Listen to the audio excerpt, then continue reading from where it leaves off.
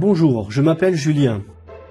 Sur ce podcast, je vais vous raconter des histoires de chiens, des histoires de vie, des histoires drôles, des histoires attendrissantes ou parfois terrifiantes. Des interviews de propriétaires, d'éducateurs canins ou de professionnels. Enfin, tout ce qui tourne autour de cet animal qu'on voit partout mais que beaucoup connaissent si peu. Bienvenue dans Histoire de chiens.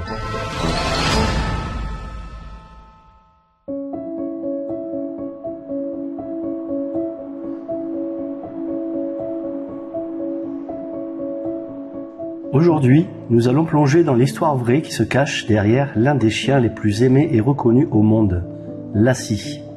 Si le personnage de Lassie est une création de fiction, son esprit de loyauté et d'intelligence trouve ses racines dans l'histoire d'un chien bien réel nommé Pelle. L'histoire de Pelle commence dans les années 1940 en Californie. Il était un magnifique collet à poils longs, né dans un chenil de race. Cependant, Pelle avait une particularité, une étoile blanche imparfaite sur son front et des yeux un peu trop foncés pour correspondre parfaitement aux standards de la race pour les expositions. Pour cette raison, son maître propriétaire décida de s'en séparer. Pelle fut finalement adopté par Rudd Waterworks, un célèbre dresseur animalier pour le cinéma. Rudd avait une intuition concernant ce chien. Il voyait en Pelle une intelligence vive et une capacité d'apprentissage rapide.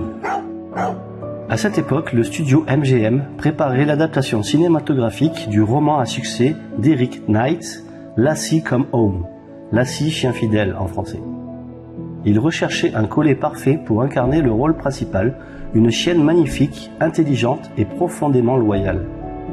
Le premier chien choisi pour le rôle ne se montra pas à la hauteur des attentes, étant trop peu coopératif pour les longues et parfois difficiles scènes de tournage. C'est alors que Rudd Waterworks proposa Pelle.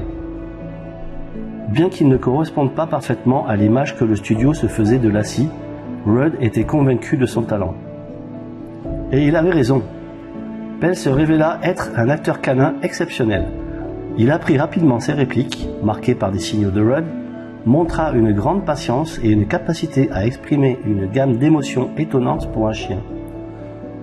Sa beauté naturelle et son regard expressif captivèrent immédiatement l'équipe de tournage. Le film Lassie Come Home, sorti en 1943, fut un immense succès. Le public tomba amoureux de Lassie, cette chienne courageuse et dévouée qui parcourait des centaines de kilomètres pour retrouver son jeune maître Joe. Et derrière cette performance inoubliable, il y avait Pelle. Le succès du film lança une franchise qui dura des décennies. Pelle incarna Lassie dans 7 films MGM supplémentaires, devenant une véritable star internationale. Il voyagea, rencontra des célébrités et fut adulé par des millions de personnes. Ce qui rendait Pelle si spécial, au-delà de son talent d'acteur, était son lien profond avec Rudd Waterworks. Celui-ci comprenait Pelle, savait comment le motiver et tirait le meilleur de lui. Leur relation était basée sur la confiance et le respect mutuel. Après la série de films MGM, la légende de Lassie continua à vivre à la télévision avec la série Lassie, qui débuta en 1954 et connut un succès retentissant pendant près de 20 ans. Fait intéressant, c'est toujours un descendant de Pelle, mâle lui aussi, qui incarna Lassie dans la majorité des épisodes de la série. En effet, les mâles collés étaient souvent préférés pour le rôle, car ils conservaient une fourrure plus fournie et plus belle à l'âge adulte et en toute saison. Pelle, le chien qui n'était pas parfait selon les standards de la race, devint l'incarnation parfaite de la loyauté, du courage et de l'amour inconditionnel pour des générations de spectateurs. Il a prouvé que la véritable beauté et le véritable talent vont au-delà des apparences. L'histoire de Pelle, le collet rejeté qui devint la première Lassie, nous rappelle que le potentiel se cache parfois là où on ne l'attend pas. Son héritage perdure à travers le personnage emblématique qu'il a contribué à créer, un symbole universel de la fidélité canine.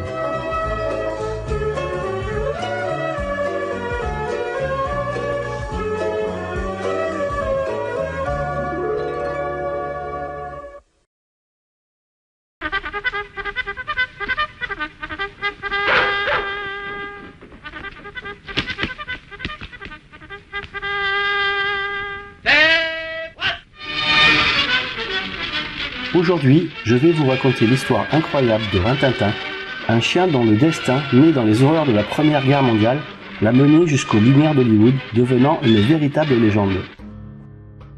L'histoire commence en septembre 1918 dans les ruines d'un village français dévasté par les combats près de Saint-Mihiel. Un jeune caporal de l'armée de l'air américaine, Lee Duncan, patrouillait sur le terrain après une bataille. Dans un chenil bombardé, il découvrit une portée de chiots bergers allemands, leur mère ayant été tuée. Parmi eux, 2 petits rescapés ont retenu son attention.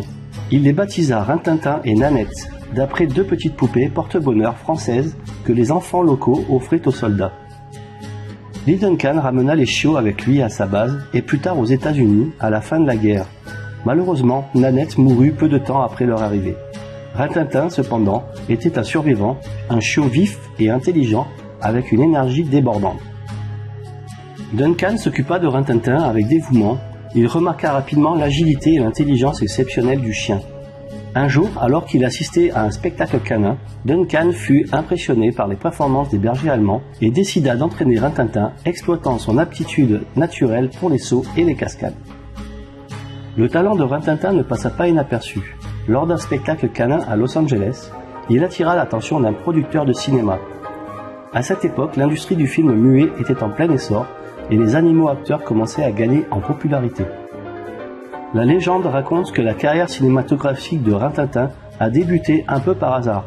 Lors d'un tournage où un loup devait apparaître, l'animal se montra peu coopératif. Duncan proposa alors Rintintin, qui impressionna l'équipe par sa capacité à suivre les instructions et son charisme devant la caméra. Rintintin fit ses débuts au cinéma en 1922 dans le film Where the North Begins. Le succès fut immédiat. Son énergie, son intelligence et sa présence à l'écran captivèrent le public. Il devint rapidement une star, l'une des plus grandes de l'âge d'or du cinéma muet. Au cours des années 1920, Rintintin tourna dans de nombreux films à succès, principalement des westerns et des aventures. Il réalisait ses propres cascades, sautant par-dessus les obstacles, luttant contre des méchants et sauvant des demoiselles en détresse. Son nom devint synonyme d'héroïsme et de loyauté. Rintintin était bien plus qu'un simple acteur canin. Il contribua à populariser la race du berger allemand aux États-Unis et sauva même le studio Warner Bros. De la faillite grâce au succès de ses films. Son salaire était impressionnant pour l'époque et il recevait un traitement de star. La popularité de Rintintin perdura même avec l'arrivée du cinéma parlant. Sa voix n'était peut-être pas celle d'un acteur humain, mais sa présence à l'écran restait magnétique. Il continua à tourner jusqu'à sa mort en 1932. La légende de Rintintin ne s'est pas éteinte avec lui. Son fils, Rintintin Junior, puis d'autres descendants ont perpétué son héritage au cinéma, à la télévision et même à la radio pendant des décennies.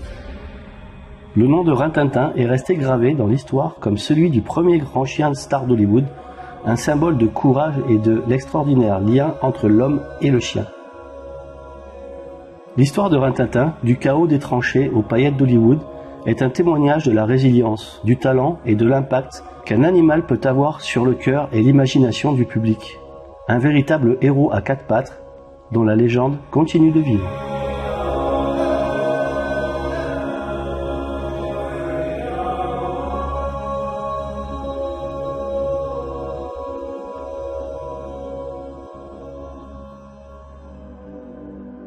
La vie de ces chiens stars, entre guillemets, est vraiment incroyable.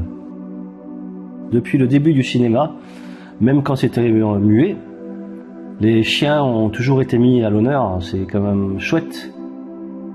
Je peux vous citer encore plein, il y a plein de chiens stars. Hein. Des fois même, en recherchant, je me suis dit, ah oui, j'avais oublié celui-là. Donc je peux vous citer par exemple Milo dans The Mask, que voilà, quand il met le masque, là, il devient un chien un peu fou. Il y a Patmol et Fluffy, le chien à 3 têtes, c'est Hagrid dans Harry Potter. Je peux vous citer Toto dans Le Magicien d'Oz, le tout petit chien qui vit avec sa maîtresse. Après nous avons Beethoven, dans les séries aussi on a Rex, le chien policier, etc. Voilà, bon, c'est une toute petite partie de ce qui existe. Après dans les dessins animés évidemment, dès le début il y avait Pluto, hein, c'est un des premiers chiens je pense qui est apparu dans les dessins animés. Il y a Belle dans La Belle et le Clochard, Pongo dans les 101 Dalmatiens, Snoopy évidemment, Scooby-Doo, j'adore, et un aussi qui me fait assez rire, c'est Petit Papa Noël dans Les Simpsons. C'est des listes très courtes, voilà, mais c'était juste pour donner quelques exemples.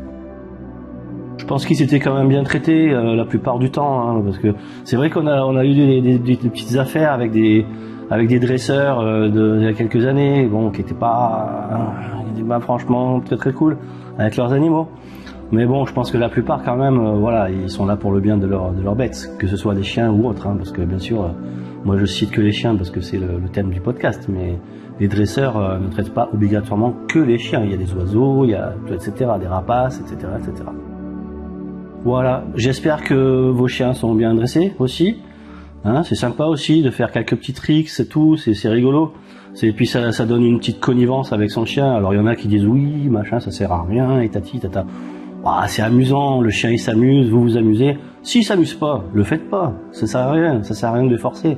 Mais s'il s'amuse, ma foi, hein, on va pas être sectaire, hein, faut pas exagérer. Hein. Si ça amuse le maître et le chien, ma foi, allons-y. Hein, des petits twists, des petits machins comme ça, là, bon, c'est rigolo, ça sert absolument à rien, mais oui, à alimenter la connivence avec votre chien, ça c'est sûr. Et puis, n'hésitez pas à vous abonner, à mettre des commentaires, et je reviendrai vous raconter des histoires de chiens.